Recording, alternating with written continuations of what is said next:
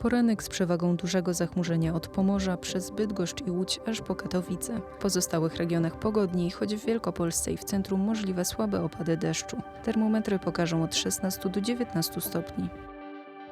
Po południu przybędzie chmur, zwłaszcza na południu kraju. Niemal w całej Polsce prognozujemy opady deszczu, a w centrum i na południowym wschodzie burze.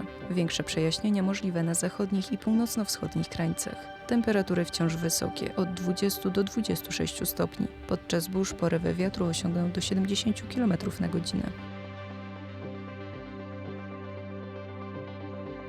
Krajowy Indeks Powietrza i Wód wskaże dziś przeważnie dobre wartości. Wyjątkiem Górny Śląsk, gdzie jakość powietrza będzie umiarkowana.